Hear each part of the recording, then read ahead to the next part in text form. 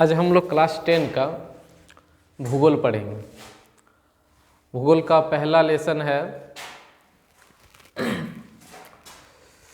भारत संसाधन एवं उपयोग।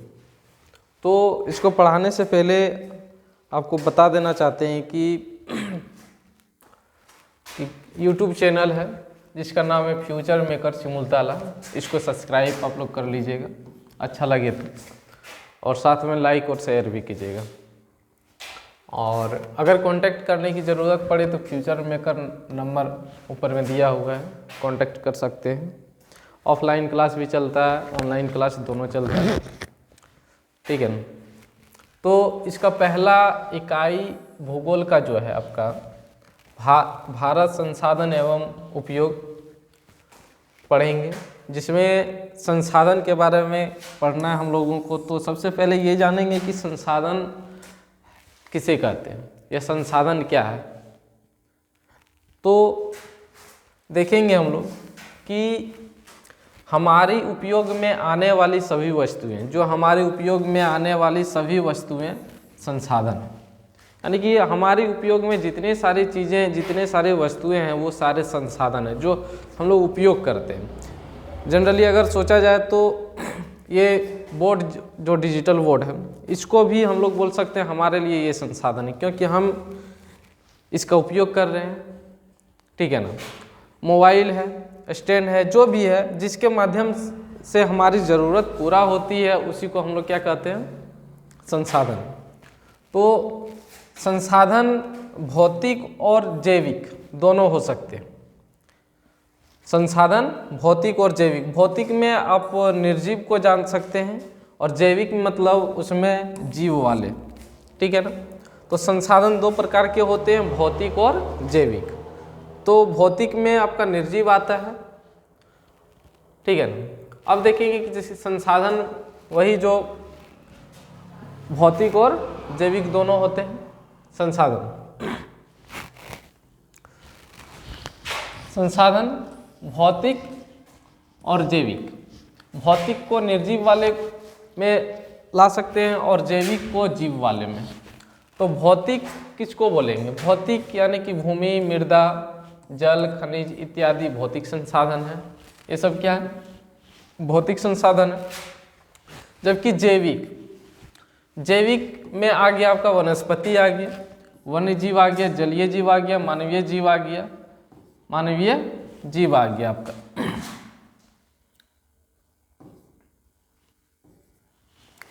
को हम लोग भौतिक संसाधन बोलेंगे, सॉरी जैविक बोलेंगे, ठीक है ना। तो भौतिक और जैविक में समझे, भौतिक वाला निर्जीव वाला जो हो जाता है, भौतिक जो होता है वो निर्जीव में आ जाएगा, जिसमें जान और प्राण नहीं हो। जैविक में जिसमें जीव हो, जैविक में जिसमें जीव हो, प्राण हो, ये सब आपका जैविक में आ जाएगा। भौतिक में जिसमें जीव नहीं है, जीव नहीं रहता है, उसको हम लोग भौतिक बोलेंगे। अब एक पॉइंट आता है कि प्रसिद्ध भौगोलिकविद जिमरमैन का कथन है कि संसाधन होते नहीं, संसाधन बनते हैं। संसाधन होते नहीं, संसाधन बनते हैं। और वर्तमान परिवेश में सेवा को भी संसाधन माना गया। वर्तमान में जो है सेवा जो होता है, सेवा क्षेत्र या सेवा को भी हम लोग बोल सकते हैं संसाधन है, क्योंकि सेवा से भी तो हमारी ज़रूरत पूरा होती है ना। जैसे वे सेवा संसाधन में आपका शिक्षा आ गया, बैंकिंग आ गया, और जोड़ा जाए तो परिवहन भी है, जिससे हमारी सेवा होता है, ठीक है ना। अब देखेंगे संसाधनों का वर्गीकरण।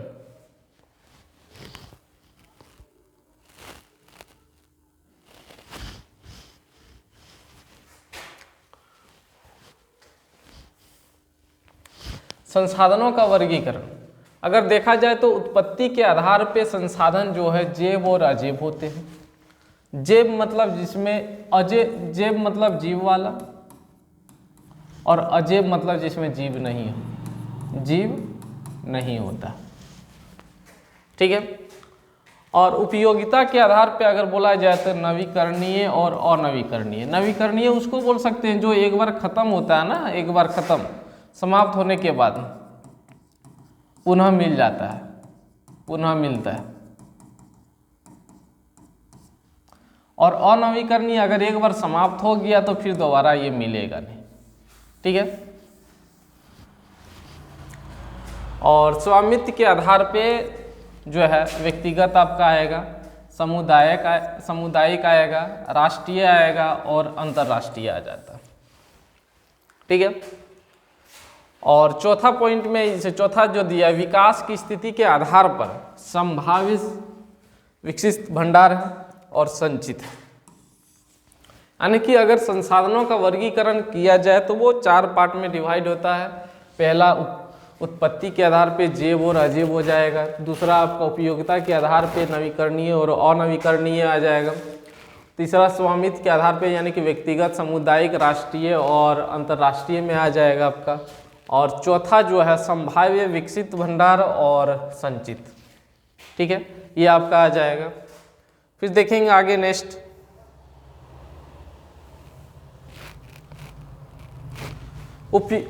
उत्पत्ति के आधार पे हम लोग पढ़ रहे थे कि उत्पत्ति के आधार पे देखेंगे।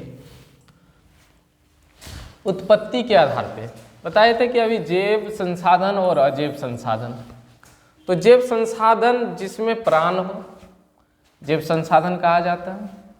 जैसे तो जैव को सजीव भी कहते हैं, सजीव संसाधन, सजीव को, है ना, जैव। तो जैसे मनुष्य हो गया आपका, वनस्पति हो गया, मत्स्य हो गया, पशुधन हो गया आपका, अन्य प्राणी, वैसा संसाधन जिसमें प्राण हो तो उसको जैव संसाधन बोलेंगे। जिसमें जीव हो, प्राण हो, वो सारे जैव में आ जाएंगे।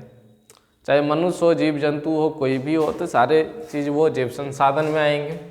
और अजैव, अजैव मीन्स उसको बोल सकते हैं निर्जीव।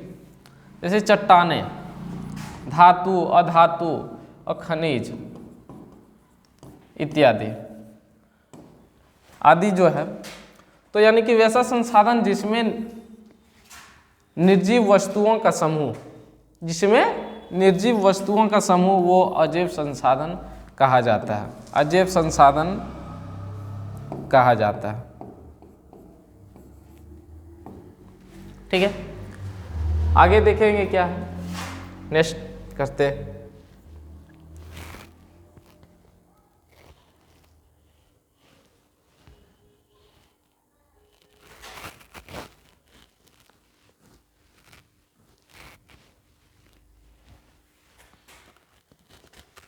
अब देखना है हम लोगों को कि उपयोगिता के आधार पे, उपयोगिता के आधार पे यानी कि नवीकरणीय संसाधन और अनवीकरणीय संसाधन। नवीकरणीय संसाधन किसको बोलेंगे? वैसा संसाधन जो एक बार समाप्त होने पर पुनः या दोबारा प्राप्त किया जा सके या किया जा सकते हैं, है ना। जैसे सौर ऊर्जा हो गया आपका, पवन ऊर्जा हो गया, जल हो गया, विद्युत, वन प्राणी, ये सब एक बार अगर खत्म होगा तो फिर पुनः प्राप्त कर सकते हैं। आज नहीं तो कल प्राप्त हो जाएगा, आज खत्म हुआ तो कल मिल जाएगा हमें। जैसे सौर ऊर्जा अगर आज खत्म हुआ तो कल फिर पुनः मिलेगा। पवन जो है आज नहीं बह रहा है तो कल जरूर बहेगा। जल आज नहीं है तो कल जरूर होगा, मिलेगा। ऐसा नहीं कि खत्म हो गया तो फिर दोबारा नहीं मिलेगा, मिलेगा। जो दोबारा हमें पुनः समाप्त होने के बाद मिल जाता है वो नवीकरणीय बोलेंगे, और जो एक बार समाप्त होता है और दोबारा नहीं मिलता है, यानी कि वो दोबारा मिलने के लिए करोड़ों वर्ष लग जाते हैं, तो वो अनवीकरणीय में आ जाएगा। जैसे यहाँ देख लेंगे अनवीकरणीय, जैसे यानी कि वैसा संसाधन जो एक बार समाप्त होने के बाद पुनः प्राप्त नहीं किया जा सकता। जैसे जीवाश्म ईंधन, जीवाश्म ईंधन में आपका आ जाएगा कोयला, आ जाएगा पेट्रोलियम, आ जाएगा, ये सब आपका हो गया अनवीकरणीय संसाधन। यानी कि ये एक बार जब खत्म होगा ना, तो जीवाश्म ईंधन एक बार खत्म होने के बाद उस जगह हमें दोबारा नहीं मिलेगा। भविष्य में अगर वैसा कभी आपदा या कुछ घटना हुई तो पृथ्वी के अंदर पेड़ पौधा जीव जंतु समाहित होता है, तो समाहित होने के बाद लाखों करोड़ों वर्ष के बाद वही जीव जंतु या पेड़ पौधे जीवाश्म ईंधन का रूप लेते हैं या बनते हैं। तो लाखों करोड़ों वर्ष लग जाता, तो वो अनवीकरणीय में आपका आ जाएगा।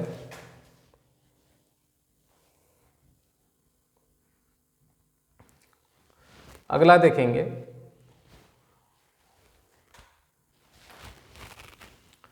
वही जो बता रहे थे, देखेंगे जीव का शरीर किसी प्राकृतिक आपदा के कारण पृथ्वी के अंदर जाने के बाद, पृथ्वी के अंदर जाने के बाद करोड़ों वर्ष बाद जीव का जो शरीर होता है ना, वो जीवाश्म ईंधन बन जाता है। जैसे जीवाश्म ईंधन में आपका पेट्रोलियम भी हो जाएगा और कोयला भी हो जाएगा, ठीक है। तो जीवाश्म ईंधन बनने में करोड़ों वर्ष लगता है। ऐसा नहीं कि आज खत्म हुआ कल बन जाएगा, परसों हमें मिल जाएगा, तो ऐसा नहीं होगा। एक दिन एक बार जिस जगह से कहीं भी समाप्त हो जाएगा तो उस जगह पे जीवाश्म ईंधन तुरंत मिलना मुश्किल हो जाता है।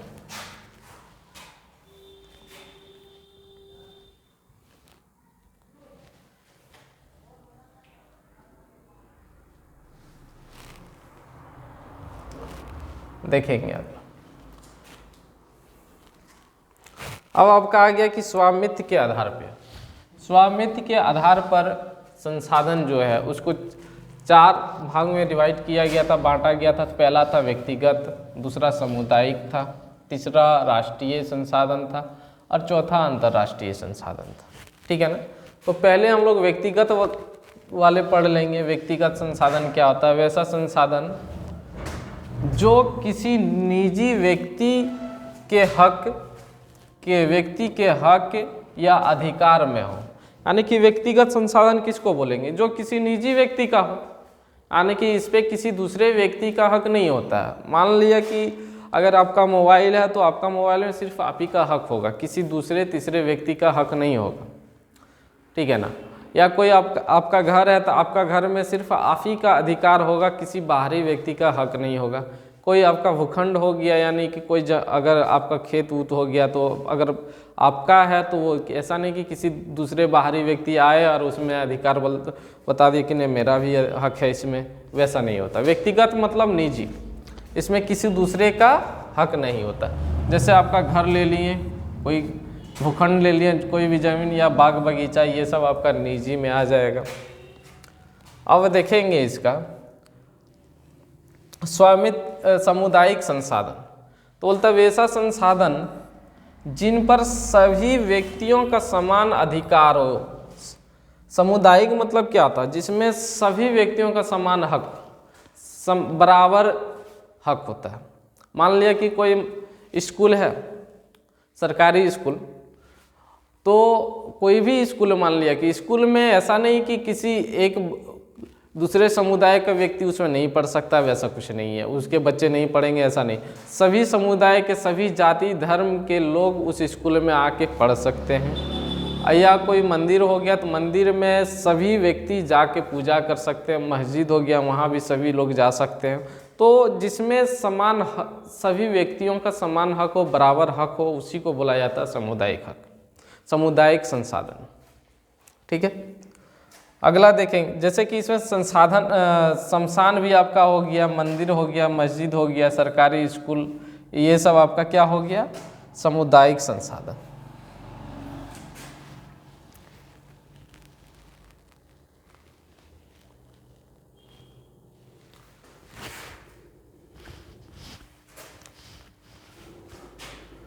अगला देखेंगे राष्ट्रीय संसाधन। राष्ट्रीय यानी कि कानूनी तौर पर देश या राष्ट्र के अंतर्गत उपलब्ध सभी संसाधन राष्ट्रीय संसाधन होता है। यानी कि देश में जितने भी संसाधन है ना, देश का जितना भी संसाधन होते हैं वो सभी राष्ट्रीय संसाधन कहलाएंगे। कोई भी संसाधन हो वो देश के अंतर्गत अगर आएंगे तो उसे राष्ट्रीय संसाधन कहा जाएगा, ठीक है। अगला चलेंगे अंतर्राष्ट्रीय संसाधन क्या होता है। तो ऐसे संसाधनों का नियंत्रण जो है अंतर्राष्ट्रीय संस्था करती है। ये तट रेखा से 200 किलोमीटर दूरी को छोड़कर, तट रेखा यानी कि हो गया कि आपका अगर कोई भी क्षेत्र है, मान लिया कि आपका ये एरिया है, कोई देश है ये, तो 200 किलोमीटर तक ये आप